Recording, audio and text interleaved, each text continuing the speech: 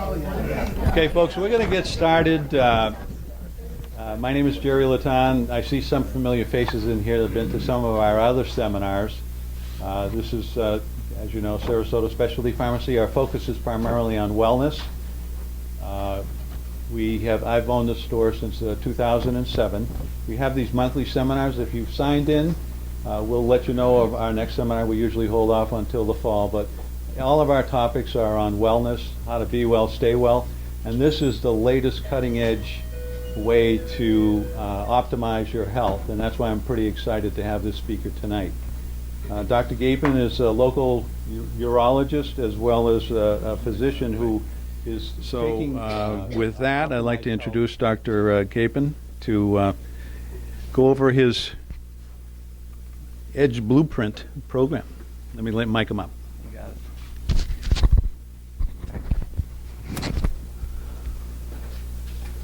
So apparently there's a big turnout. Great. Thanks everyone for coming. So as Jerry mentioned, my name is Tracy Gapin. I'm a urologist, board certified urologist. I've been here in practice for 15 years now. And I'm here to talk to you about optimizing health and longevity using epigenetics. Now, you probably think it's strange that I'm a medical doctor here talking about wellness, and I think by the end of this hour, it'll make a lot more sense and you'll understand why. So I'm going to talk to you today about epigenetics, about genetics, about genetic test kits, how to use them, the problem with them, and how we can use all this information to optimize your health in a way that we've never been able to do before. All right. So what got a medical doctor here talking to you today about wellness? So I have become disillusioned, as most medical doctors have, because the system is broken. The medical system we have today is completely broken. The chronic disease is killing us. 20% of our population has at least one chronic disease. They account for 80% of our spending in medical care. There is no attention to lifestyle in our medical training as a doctor. I came out of medical school and 4 years of college, 4 years of medical school, 6 years of residency, and there was not one day of nutrition or lifestyle or anything related to that. And so we're now realizing that something's got to change because the system is broken and our medical system cannot handle it. So it's interesting. I have guys come in my office as a men's health specialist.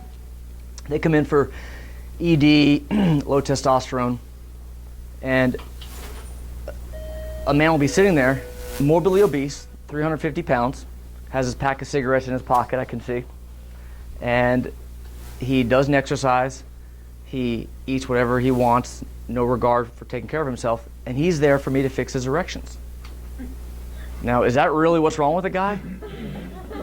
And so it's a classic example of that's a symptom. That's a symptom of a bigger underlying cause of chronic inflammation, metabolic syndrome. That guy's going to die.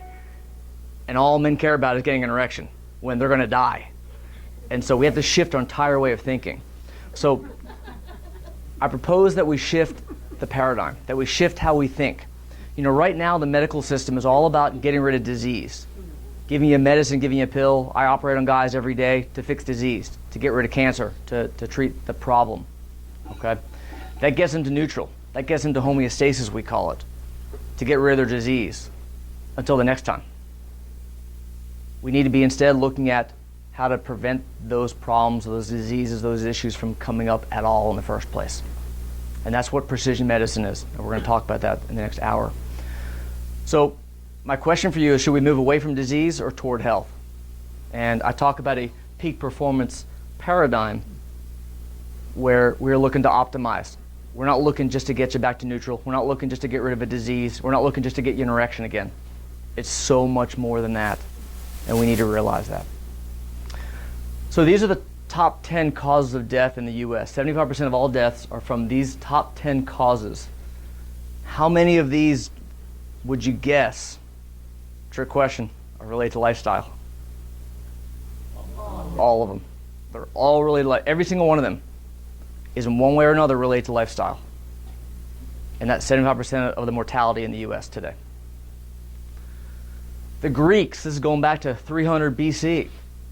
Health is state of a dynamic equilibrium between the internal and external environment. Illness results when this balance is upset. Hippocrates talked about the internal equilibrium depends on the external equilibrium between a person and his or her environment.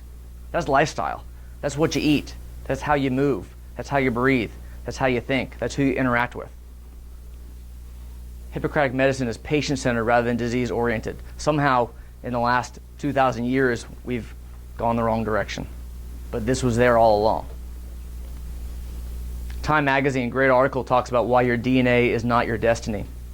Talked about how genes are not the source of most chronic illness. Instead of our genes, our lifestyle and environment account for 90 to 95% of most illnesses. Fascinating. Cancers are from lifestyle. Okay? I'll repeat that. Cancers are from lifestyle. You may have a genetic predisposition. You may have BRCA1 gene, BRCA2 gene. You may have other genes related to prostate, colon, melanoma, lung cancer. But it's lifestyle that turns those oncogenes on or turns the tumor suppressor genes off. Okay? This great study looked at, this here from 2008, looked at causes of cancers, 5 to 10%. Environment was 90 to 95%. Look at this, tobacco use, diet, 30 to 35% of cancers relate to diet. Genes alone, only 5 to 10% of cancers. So this brings me to the first of my 3 essentials for tonight, that you control your own health. What you do, how you treat your body, is the ultimate cause of your health or disease. So let's talk about epigenetics. A lot of people have heard of that. Who's heard of epigenetics? Who has not heard of epigenetics? How about that? Who has not heard of epigenetics? Okay, all right. And who has heard of it but doesn't really know what the hell it is? All right, cool. Yeah, there you go. Okay. So let's start with genetics first, and then it'll make a lot more sense. So genetics pertains to your DNA. We all have 46 chromosomes, 23 pairs of chromosomes, and those chromosomes look like this, and they're made up of a long, long strand of DNA. And your DNA is a double helix, okay? It looks like this, okay, like a spiral staircase with rungs. And those rungs are the code of every one of you.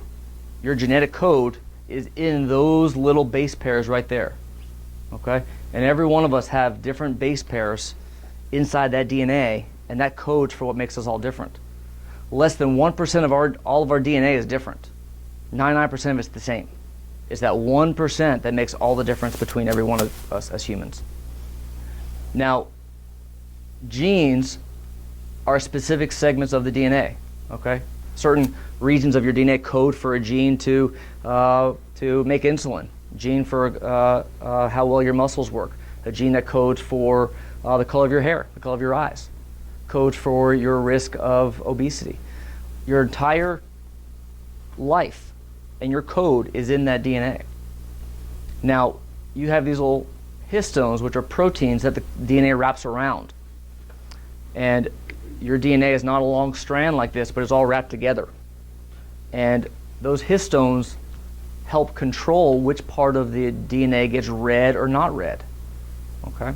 There's methylation, there's acetylation, there's different processes where the DNA gets unfolded to enable expression of those genes. Okay, so epigenetics talks about how those genes get turned on and off. Okay, and I promise you that's the most science I'm going to talk about all night. Okay, so what is epigenetics? It's change in genetic expression that do not involve alterations in the actual DNA genetic code. Do not involve alteration in the genetic code. The code doesn't change. This is not a mutation we're talking about. This is a change in expression with the same DNA. All right? It's the science of how our DNA interacts with our lifestyle, our nutrition, and our environment.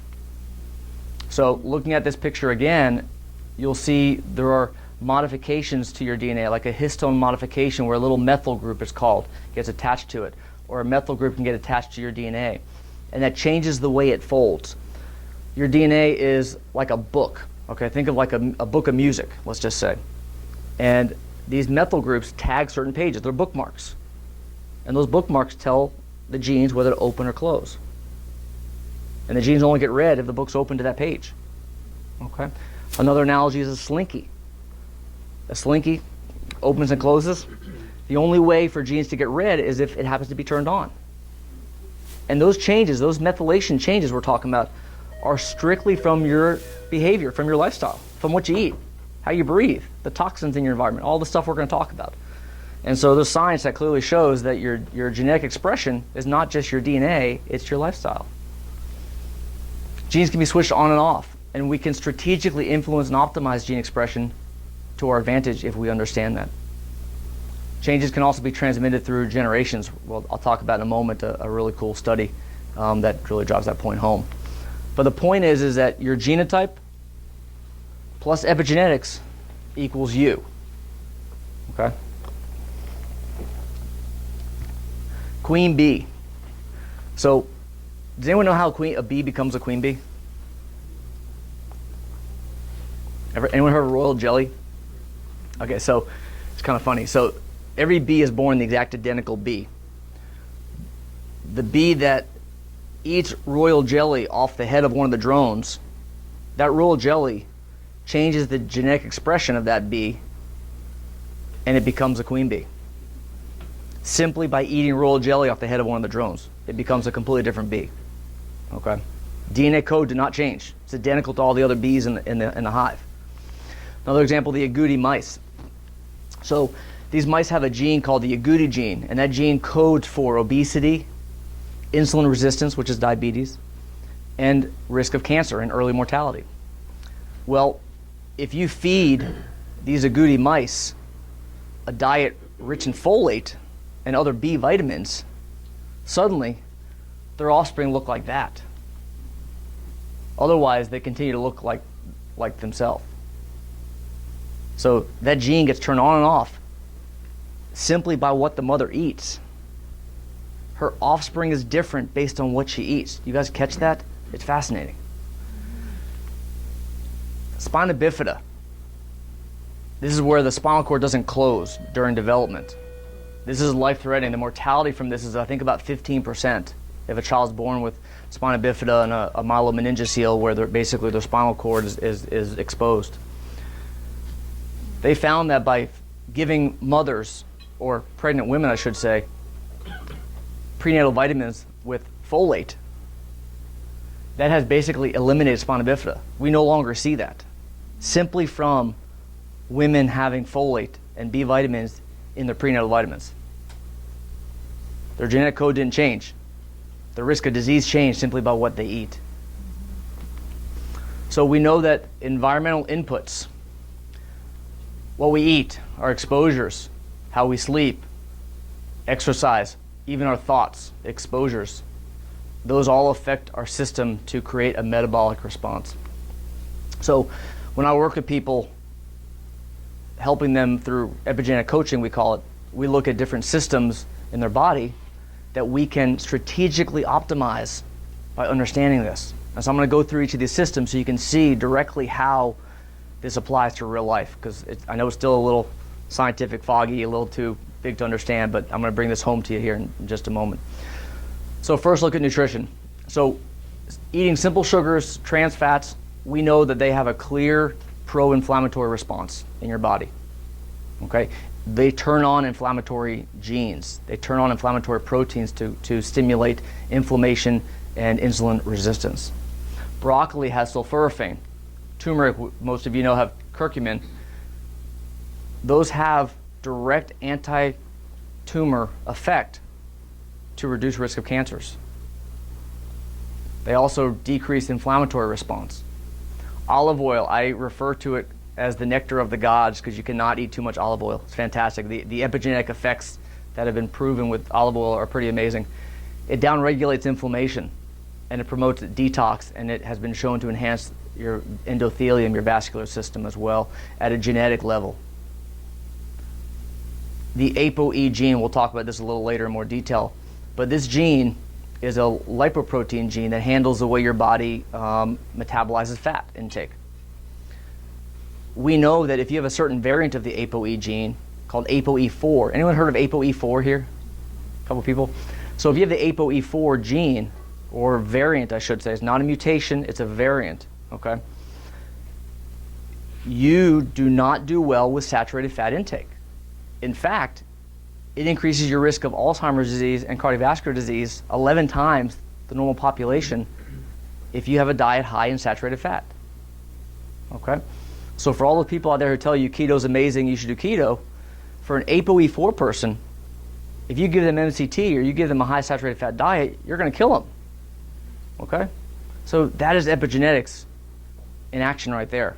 How your nutrition affects genetic expression. Okay? Your nutrition, saturated fat intake, turns off the ApoE gene, increases your triglyceride level, and ultimately increases Alzheimer's disease, plaque formation in the brain, which is the etiology of Alzheimer's disease, and plaque in the blood vessels, which leads to heart disease. Yes? Is there any way you can tell if that's part of you or not? Yes.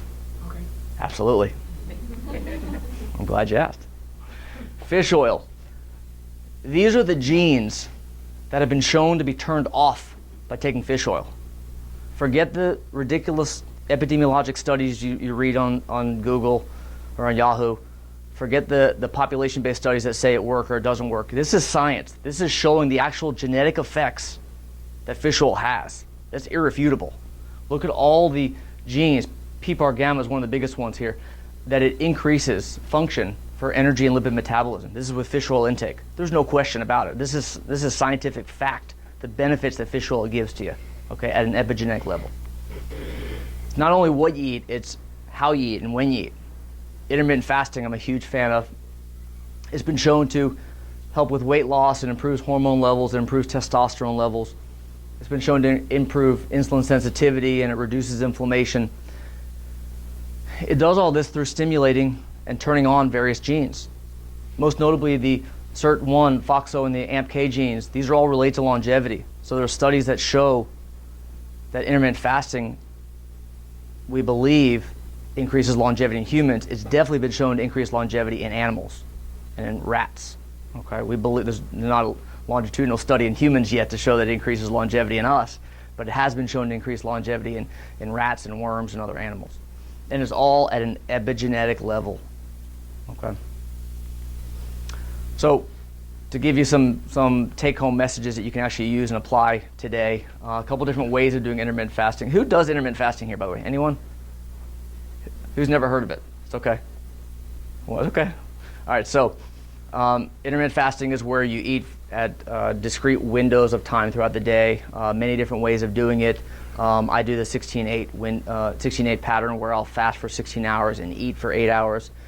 You can fast 1 day a week, 24-hour time period in each week. For some people, that's torture. I think that the first method for a while is typically a good starting point for people who've never done it before. And then there's the 5-2 plan where you can eat regular for 5 days a week and actually fast or almost fast for 2 days a week. And that's for people who are a little more experienced with fasting. I think starting out, if you want to give it a try and if you've never done it before, I would definitely do the 16-8 as an entry point for that. Exercise. Great study that shows, let me back up. We know exercise is good for us. Everyone says you should exercise more, you should move more. But there's actually science to prove it, okay? The genes that are turned on from exercise. This one study showed that 30 minutes of exercise 3 times a week for 6 months, okay? 30 minutes, 3 times a week, 6 months. We can all do that, right? Every one of you can spare 30 minutes 3 times a week, okay? 7,000 genes were upregulated, were turned on by exercise. It's fascinating. Sleep is huge. Sleep is one of the biggest impacts on your longevity and your health than anything else you do is sleep. The more I've studied this, the more I realize that sleep deprivation is killing all of us. We're the only animals on the planet, this is fascinating, we're the only animals on the planet who intentionally deprive ourselves of sleep, okay? If you don't eat for long periods of time, your body has fat, okay? It has a survival mechanism that's been built. Mother Nature has provided you this mechanism to sustain yourself if you don't eat. But when you don't sleep, it causes such profound effects at a genetic level that you cannot recover from that, and it's cumulative throughout your lifespan. There's been studies that show that the genetic effect of lack of sleep is profound and it's irreversible. One good night of sleep activates 500 genes. There's a study that looked at shift workers, people who work night shift. The WHO has actually classified it as a carcinogen. Okay, pretty powerful for the WHO to actually classify something as a carcinogen. You need some pretty powerful data to support that, because it's been shown to increase risk of cardiovascular disease, cancer, diabetes, and cognitive decline. Great study, daylight savings. A study looked at in the spring when we lose an hour of sleep. They looked at what happens on that day when everyone loses an hour of sleep. And what they found, a 24% increased risk of cardiovascular events on that day. Heart attack, stroke, death. Increased risk of suicide. And a great study that the judges I spoke, or the lawyers we spoke to a few weeks ago love this, that the study showed that the judges on that day issued a harsher sentence overall than any other day, and it took 4 days for that effect to wear off, basically. So we're all different on that day, and it affects us at levels we don't even recognize or feel outright. Studies have shown up to 50% reduction in testosterone levels in men with chronic sleep deprivation. Another good study looked at that ApoE gene we talked about a moment ago. People who have the ApoE4 variant we talked about and have high blood pressure, okay, now we're looking at multiple different genes and lifestyles together, have been shown to have increased risk of Alzheimer's disease. Okay, so the ApoE4 gene, not only is saturated fat bad for you, but sleep deprivation as well. Okay, again, that's where your genes and lifestyle are interacting to create an effect. The Adena school system did a test where they changed the start time in the morning for their elementary school kids. Actually, that's high school, excuse me. 7:30 to 8:30 change, and they noticed increase in SAT scores from 56 in math and 156 in verbal. Fascinating that the intellectual capacity of these kids changed that much simply from changing their sleep. Okay. So I cannot emphasize enough the value of sleep with my clients, especially the men who I see for low testosterone. This is one of the most important things that I work on, because sleep is critical for so many of your body functions. It's been clearly shown to affect your cardiovascular system, cognitive function, especially Alzheimer's. Tons of studies on Alzheimer's disease and its correlation with lack of sleep. Weight loss, hormone balance. A few studies have shown increased cancer risk. The mental health and stress issues are fairly obvious, and then longevity as well. So some sleep hygiene, some take-home messages for you here for sleep. I would recommend you avoid blue light for 3 hours before bedtime. That means computers, laptops, even your phone. You can either turn them off. A lot of people wear those glasses. I have a pair of those glasses that I wear at night. You can turn your phone on. You know, there's a way you can turn the light off your phone that's actually not quite good enough. It takes more than just that. Okay. A consistent sleep schedule is critical. There's this thing called social jet lag, where people will not sleep during the week and then on the weekend try to catch up. Your body cannot compensate for that. That doesn't work. Okay, your body's not able to, again, like the fat example I gave before, your body doesn't store up sleep to use when you need it later.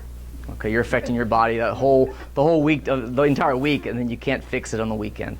All right, so you need a consistent sleep schedule during the week and on weekend. Who sleeps less than 7 hours a night? Yeah, so that's a problem. And it's all decision. It's all mindset. It's all because you think you have to do something. But I promise you that there's nothing more important than getting at least 7 to 7.5 hours of sleep a night. All right. Cool, comfortable bed. No lights in the bedroom, blackout shades, no night light. It really should be a completely pitch black room. Stimulants. We're going to talk about genetics in a few minutes. This will help make more sense. But caffeine is important for some people, not for others. Your genetics might help you understand that. Nicotine, alcohol. You want to basically avoid anything that might be stimulating your brain at bedtime, and that includes grains for a lot of people. That includes grains for a lot of people. Okay, and we'll talk about that in a moment. Increase your light exposure during the day. Several studies have shown that if you are exposed to sunlight more during the day, your circadian rhythm and your melatonin production is better equipped to turn off at nighttime. Okay, so just being outside more during the day, especially for people who are stuck inside all day. If you can get out as much as you can, get some sunlight, that's been shown to increase your melatonin production when you need it. Meditation's been shown to be helpful as well. There's a biofeedback with heart math that can help reduce cortisol levels, and Headspace and Calm are a couple great apps on your phone that you can use as well for meditation. My wife and I actually use the Headspace app at night to help us when we're going to sleep. It's a really great app. And then you can track sleep. I'm gonna show you an example of this in a few minutes. The Aura ring that I'm wearing right now that you can use to track your sleep and use that information to help you make changes. All right, briefly talk about mindset. Gandhi said a man is but a product of his thoughts, what he thinks he becomes. A lot of this stuff that I'm talking about, it sounds kind of obvious. You say, you're like, yeah, I need to sleep more, I need to exercise more. Well, duh, I mean, like, we all know that. But we don't do it. Like, you know you're supposed to sleep more, but you don't, because there's something you got to do at 11 o'clock at night, and you're going to do it, and I get it. And I'm preparing for my talk at 12:30 at night when I should be sleeping, and I get it. I don't know. But it's about having a mindset that this stuff is important. Okay, and so I talk about living with intention and making decisions for the right reasons, and we'll talk about that in just a moment. Stress. We're the only animals on the planet who are capable of making ourselves ill with only our thoughts and emotions. All right, I've totally ended this story a couple times. I'll share it again because I think it's a perfect example. We were in Georgia with my family last month, and I took my kids jet skiing for the first time. My kids were 3 and 5, and they'd never been jet skiing before. They were scared at first, but when they got on them, they were squealing, and they loved it, and they want us to buy a jet ski now, and it was fantastic. But as I'm driving the jet ski, all I'm thinking about is how many accidents happen on jet skis, and how many people die in jet ski accidents, and how, oh no, this is suddenly maybe scary. And I start panicking, I start worrying, and my heart's pounding, and I'm nervous, and I'm suddenly super stressed about something that has not even happened. Nothing's happened. We're having a great time, but I'm stressed about what could happen and what might happen. And that's what stress is. We make ourselves sick with something that has not even happened. Mark Twain's quote, I've suffered a great many catastrophes in my life, most of which never happened. Okay? That is stress. All right? This guy, he was on a podcast I listened to a couple weeks ago, Robert Sapolsky, Why Zebras Don't Get Ulcers. Okay? Animals don't stress like we do. Okay? They worry when they're getting chased by a tiger. They're not worried about a jet ski accident happening. Okay? So, I'll fly through this because I could talk about this slide for an hour, but chronic stress has been directly linked to cardiovascular disease. Studies show that chronically elevated cortisol can lead to hypothyroidism, low testosterone. I see this constantly. Men with low testosterone, cortisol effect is predominant there. Women have low estrogen and progesterone, low growth hormone as well. It's been associated with cognitive decline, clear association with obesity, with chronic inflammation and insulin resistance, metabolic syndrome. Those are all intertwined. Gut inflammation, you've heard of leaky gut. That's directly related to stress, and there's actually a gut-mind connection, and here I'm an MD talking about this woo-woo stuff, but it actually is real. ED, definitely an association with erectile dysfunction. It affects our thought processes, our decision-making, our judgment. Chronic stress, anxiety, depression, and aging. So stress is not all bad. You know, exercise is stress. You think about it, you're stressing your body intentionally because that's good. Oxidative stress to a certain level is good for your body to grow and to thrive and for muscles to build and your vascular system, everything to work properly. You need stress. The key is optimizing stress. And the way I look at it is, how do I optimize my stress? Not eliminate it. You can't eliminate it. You don't want to eliminate it all. You want to optimize it and optimize your response to it. All right. The way we do that is, I'll talk briefly about limiting beliefs. This is where I get a little psychological on you. Our thoughts, our decisions, our beliefs are critical when it comes to overcoming stress, as well as making a decision to focus on these issues of our health that are important. So when I talk to my clients about this stuff, I ask them, well, why haven't you done this? Why haven't you done that? What do you think about this? And these are the limiting beliefs that I hear. There's nothing I can do about it. I can't change. It's too late for me to change this. Or what if I fail? Or I'm not good enough. I'm not smart enough. Those are all just beliefs that are wrong. And they're limiting you from moving forward. And that belief leads to a thought. I can't do it. You believe you can't do it, so I think, well, I'm not going to be able to do that. I can't go run for 30 minutes. I can't go work out for 30 minutes. I don't have time. It's not going to matter anyway. There's nothing I can do. I'm fat. I can't change that. You see what happens? Now that those beliefs become thoughts, you have feelings about that, okay? That leads to an action, and then the results, and it feeds on itself. So you need to break that cycle. You need to change your beliefs about it, and it's a decision. And this is where I'll try not to get too woo-woo on you again, but it's about making a decision to change your belief, okay? And it's all about mindset. It's all about positive mindset, to have the decision to change your belief to a positive one. Meditation, there was actually some science that looked at meditation, and it showed that they compared long-term meditators to a control group and novice meditators who did an 8-week meditation training. Dramatic effect on gene expression just by meditation. This is all mindset. This is nothing but what you're thinking. There's no pill, there's no medication, there's no surgery. This is all what you're thinking is having this profound genetic effect. HeartMath is a great tool. It's a biofeedback tool where you can learn how to develop coherence between your mind and your heart. And you can use breathing as a tool to control your stress and control your mindset and help you refocus. And I like to use this tool for people when they're first starting to learn how to do that, how to overcome these limiting beliefs, how to change your mindset, and how to get back focused and focus on the right things. Okay, focus on eliminating the bad stress, if you will, and optimize your stress. That makes sense, everyone? Okay. So mindset, ways that we can optimize our mindset: meditation, the HeartMath biofeedback, breathing techniques. Anyone heard of box breathing? Anyone not heard? Okay, so box breathing is, you can do this now.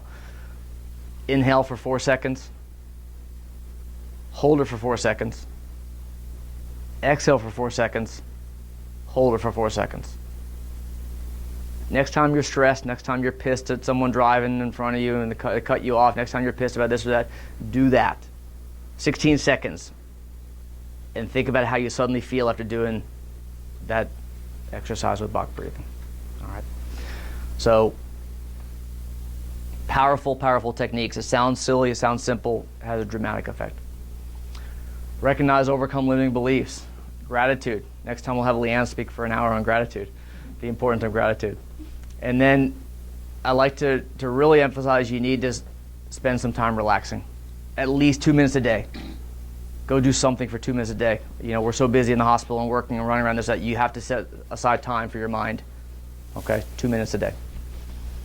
Moving along here. I think I'm talking too much. Endocrine disruptors. Endocrine disruptors are agents that interfere with the production, release, transport, metabolism, binding action of our hormones. These are toxins, okay? We're talking about exposures now and how they affect our body. They're all over the place. I can speak for an hour about this, but I'll speak for 2 minutes on it. Herbicides, pesticides, the crops that we eat, the grains, the corn, the wheat, they're treated with atrazine, glyphosate, all these other herbicides, pesticides, toxins. The cows eat these crops as well, and we eat the cows. The cows make milk. We drink that milk. Okay. They're everywhere. Cosmetics is a huge source of endocrine disruptors. We were talking about this earlier. Sunscreen, soaps, shampoos, detergents, deodorant, they all have chemicals, toxins in them that's crushing our hormones. And we'll talk about the effects in just a moment. Water bottles, plastic water bottles, big culprit with BPA. estrogen, estradiol, there's birth control in our water system. It's everywhere. The effects of endocrine disruptors, hormone issues, low testosterone, we see this all the time. There's been a 30% decline in testosterone over the last 30 years. Why? And we believe it's this. Okay, 30% in 30 years. Insulin resistance, diabetes, obesity, depression, immune dysfunction, cancer, precocious puberty, ADD. I have a bunch of tips for you here on how to minimize exposure. For the sake of time, we'll kind of fly through these, and I'll be glad to share this list with you later if you'd like, just to get moving along. Healthy Living app is a great app for your phone. You can scan the barcode of any item, and it will tell you the toxins in that item, and it'll give you alternatives. Okay, Healthy Living app. You can scan any product, especially your cosmetics, especially your cleaning products, your laundry detergent, your soaps, that kind of stuff. You're cleaning your clothes are covered with it, you're wearing it all day, you're absorbing it through your skin. All right, I tell guys, protect themselves. All right, moving on. Essential number 2, your body is a symphony. You must take a systems-based approach. What I mean by this is everything intertwines together. Guys are looking for a testosterone shot. They come in my office, they'll just give me my testosterone shot, and they don't care about anything else. You have to care about everything else because it's all interrelated. I say your body's a symphony because without any one of those instruments, it doesn't work. So you have to focus on the bigger picture, and it involves everything. You know, when we check a lipoprotein, a lipid panel, for example, you know, the sick care model, well, it's just based on diet and family history, that's it. Those are the only things that have affected that, but it's not true. It's affected by everything. Your stress levels affect your lipids. Exposures we talked about. Your genetics, nutrition, supplementation, activity, finances. Okay, those all interrelate. You see how it all intertwines. And so you can't look at any one piece of that. It's a whole body systems-based approach. I love this cartoon. It's 6 blind men looking at an elephant. And every one of them thinks it's something different because they're only looking at one little piece of it.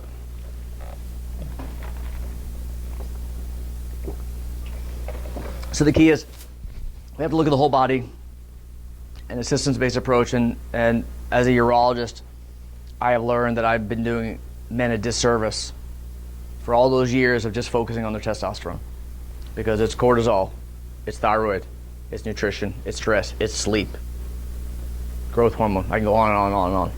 Okay. You have to look at everything all together or else you're wasting your time. Okay. Number 3, this is finally the fun part. The future of medicine and health is personal. It's personalization. We're not sheep, okay? So, who has done a genetic test? Maybe a third of the room or so. So, everyone's probably seen the commercials for these everywhere. It's for Mother's Day, it's for Christmas, it's every other day. There's a reason to get it. The marketing, as Leanne pointed out, is really amazing how well they've tried to sell them. They have their value to a point, but there's a huge problem, and I'll get to that in just a moment. But what this has done is it's made this personal. It's changed the dynamic, the paradigm. It's no longer the doctor telling you what to do. It's now your body telling you what you should be doing. And you can use your genetics to leverage that information and create a personalized plan. So SNPs, this is an important piece of science here for you to understand. SNPs are single nucleotide polymorphisms. Your genetic code, I told you, is 99% the same between all of us. That 1% varies in what we call SNPs. This is just a variation in one little letter or base pair in your DNA code. And those variations change everything. It changes the expression of the production, the function of your genes, because it alters the proteins that are made. And so these variations in your genetic code are called SNPs, and that's what these genetic kits are based on. They're all based on your SNPs and what they mean. Okay? The problem with it is that they're worthless. Okay? And I don't say that lightly, okay? Other than the actual data that I can look at myself, the reports that they give you are worthless, and I'm going to explain why. So when the Genome-Wide Association study came out, GWAS, almost 10 years ago, they believed, oh my God, this is awesome. We finally figured out that these SNPs equal these traits. So now we know how you get diabetes, how you get cancer. It's this SNP equals this outcome.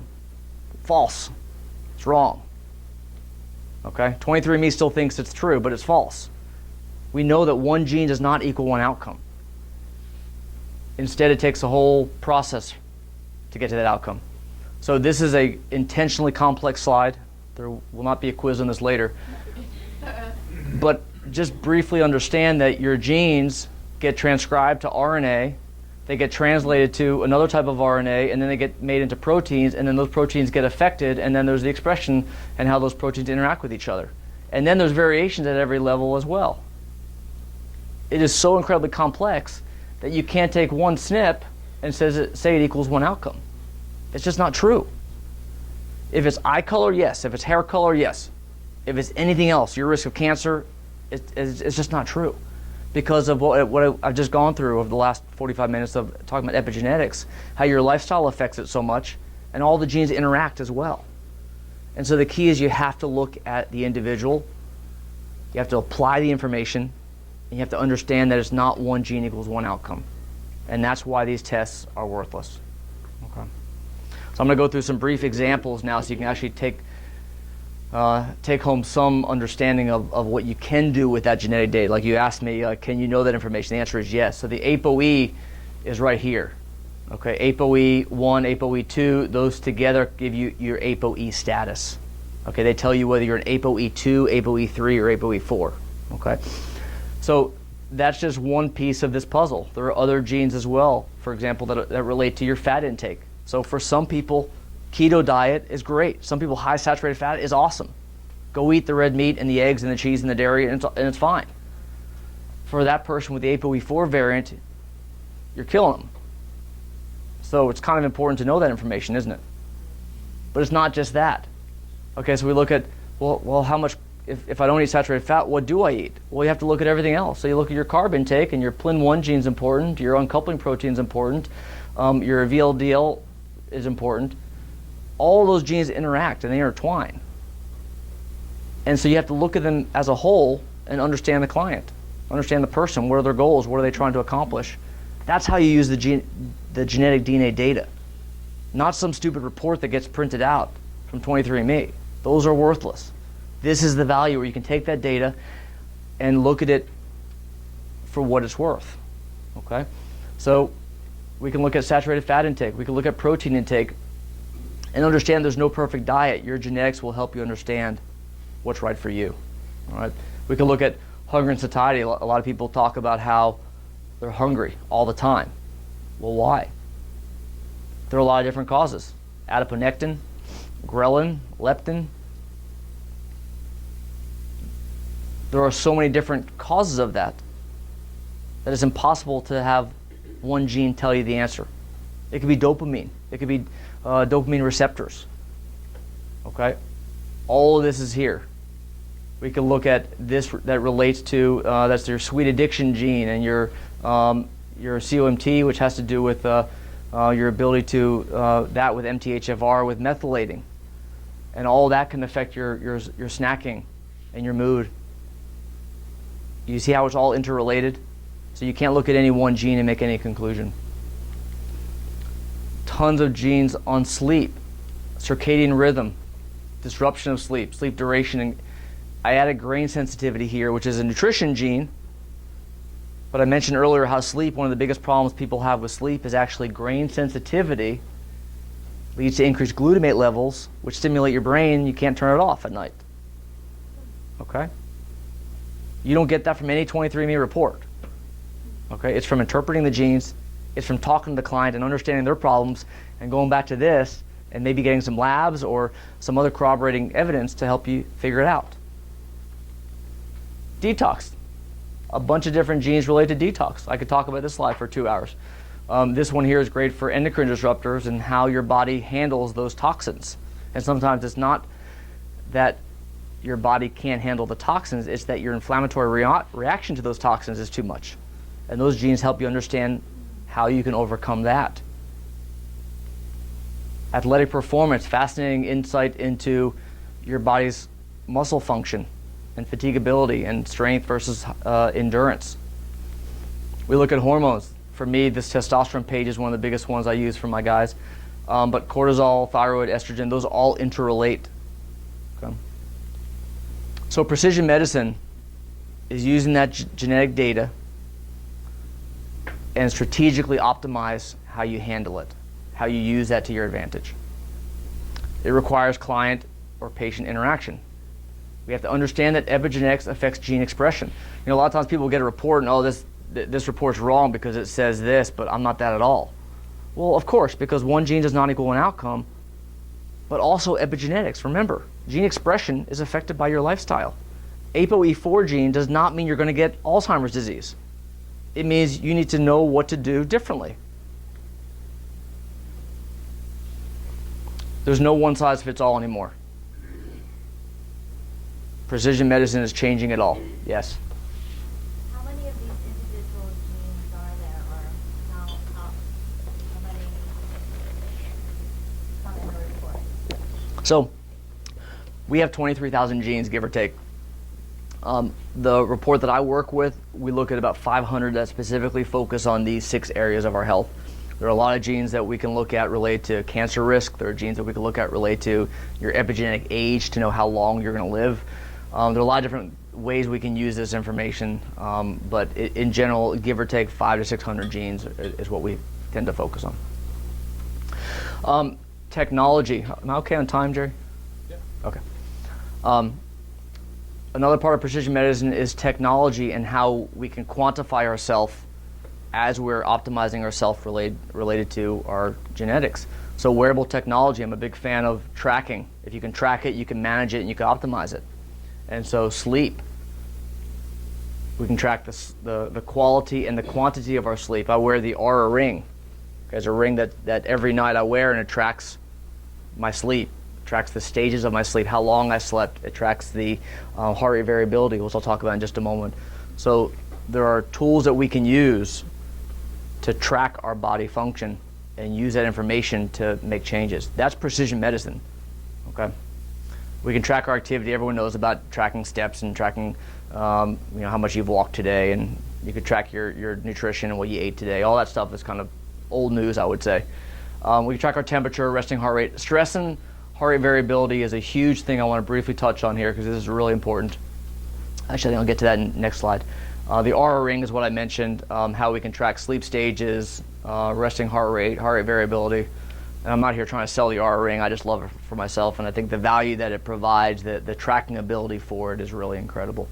There's Garmin has a Phoenix 5 watch, there's the Whoop, there's the Fitbit is a little lower level, but there are a lot of different tools that you can use now to track these different biometrics, and you can use that information to optimize yourself. Heart rate variability is the variation in your heartbeat from one beat to the next. It's not your heart rate, it's the variability in your heart rate. And that number is actually a very important number because it's actually a direct window into your recovery status, your overall health, and it's tied to your cortisol and stress levels and your risk of inflammation. I use HRV on a daily basis for myself. Every morning I wake up, I could see my heart rate variability on the Aura Ring app. And I could see when I'm ready to train again. I could see when I need to take it easy. I could see when my stress levels are high. I could see when I didn't sleep well. And I could use all that information to change how I live. Okay. We can use we can use genetics obviously for predicting cancer risk. There are a couple different tests out there. There's the MyRisk one, there's the Color one.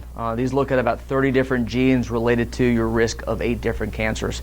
Again, this does not mean you're going to get those cancers, but now you can make decisions about how to screen properly and how to pay more attention to those risk factors. Okay, so let's say it shows increased risk of colon cancer. You can have more frequent colonoscopies. Let's say it's shown an increased risk of prostate cancer. You can have a PSA done every year. Maybe you are considering not doing it every year, or maybe you can just have more attention paid to that particular organ, knowing that that's a risk factor for you. Okay, that's how you can use that information in a personal way, rather than just being another sheep that follows the guidelines given for the population as a whole. We can look at epigenetic age. This test, My DNA Age, is awesome. It tells you basically how long you're going to live, okay? And you can use this test to see how what you're doing affects it. Okay, we call this epigenetic age, where we can actually check your telomere length, and that gives you a direct window into your longevity. Okay, and we can see the changes based on the epigenetic effects of your lifestyle. So precision medicine, it's been called P4 medicine as well. It's personalized, it's predictive, it's proactive, and most importantly, it's participatory. Okay, you're now involved, you're now responsible. It's putting the impetus on you rather than on the doctor telling you what to do or what pill to take or what surgery to have and so on. So again, back to that same paradigm, we need to be moving toward health, toward a performance model instead of focusing on disease. And we do that with precision medicine. So how it works for me is I work with clients. It starts with a simple cheek swab. This is the kit that I use. I don't like 23andMe. If you've done 23andMe, I can use that information. I use Epiron. Epiron does not store your data, so a lot of people are worried about confidentiality and privacy. You know, 23andMe was bought by GSK, by GlaxoSmithKline last year, big pharma. And they now own all that data. They could take those millions of genetic data files and use it for research. It's no longer yours, it's theirs. And so even though 23andMe says, oh, well, we'll never sell your data, but if they get bought, then they didn't sell your data, they sold themselves. And so I prefer Epiron because I know that the data goes to the client and no one else, and the data gets destroyed from Epiron, so there's no issues with privacy or confidentiality. So anyway, so I use the genetic data, I do video consultations, and I provide a report like the ones that you've seen, and I use that to help clients optimize their health, and again, strategically use that data, that information to their advantage. Okay. Knowledge by take-home messages, again, you have control of your health. Your body is a symphony, takes a systems-based approach, and you need a personalized approach to your health to reach your full potential. So, thank you very much. Appreciate you coming. I have a gift. If you want to get my Edge Blueprint ebook, complimentary, text Limitless to 31996. With that, I'm also offering 25% discount if anyone wants to have a consultation with me to go over their genetics. That discount code is listed there on the screen. Actually, it will be on your text. If you text, you'll get that code. Valid for 48 hours to make you act today.